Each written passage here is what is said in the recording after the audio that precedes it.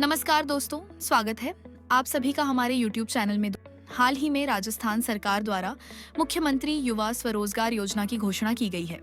इस योजना के तहत राज्य सरकार प्रदेश के युवाओं को उद्यम स्थापित या उनके विस्तार के लिए 10 लाख रुपए तक का ब्याज मुक्त ऋण प्रदान कर रही है। हालांकि योजना में आवेदन करते समय आवेदक को अपने उद्यम से संबंधित एक प्रोजेक्ट रिपोर्ट भी आवेदन के साथ संलग्न करनी होती है। इसी वजह से कई युवाओं को आवेदन करने में काफी परेशानी का सामना करना पड़ रहा है।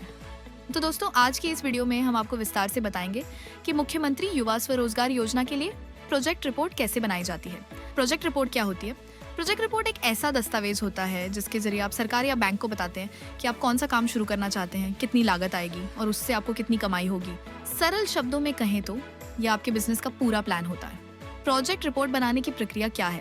प्रोजेक्ट रिपोर्ट बनाते समय आपको अपने कुछ व्यक्तिगत और व्यावसायिक विवरण देने होते हैं, जैसे आवेदक का नाम, आवेदक का जेंडर, उद्यम स्थापित करने का स्थान, आवेदक की शैक्षणिक योग्यता, आवेदक की आयु, आवेदक की जाति, व्यापार का क्षेत्र, प्रोजेक्ट का नाम, प्रोजेक्ट की लागत। इस भाग में आपको अपने उद्यम की पूरी लागत की जानकारी देनी होती है, जैसे भूमि स्वयं की या किराए पर, उद्यम कितने क्षेत्रफल में स्थापित है या होगा, मशीनरी की लागत, कच्चे माल की लागत, फर्नीचर की लागत, बिजली, पानी, अन्य खर्च, कुल कितनी राशि की आवश्यकता है।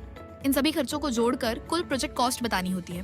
मीन्स ऑफ फाइनेंस में वित्तीय स्रोत। इस सेक्शन में आपको बताना होता है आपका स्वयं का योगदान, योजना के अंतर्गत लिया जाने वाला लोन, वर्किंग कैपिटल, प्रॉफिट और इनकम का अनुमान।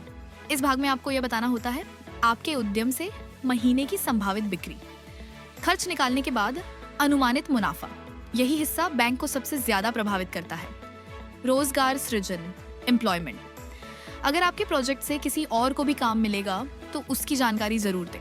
प्रोजेक्ट रिपोर्ट बनाते समय ध्यान रखने वाली बातें: दी गई जानकारी सही और सटीक हो, आंकड़े वास्तविक हो, भाषा सरल और स्पष्ट हो, रिपोर्ट ना बहुत छोटी हो और न ही अनावश्यक रूप से लंबी।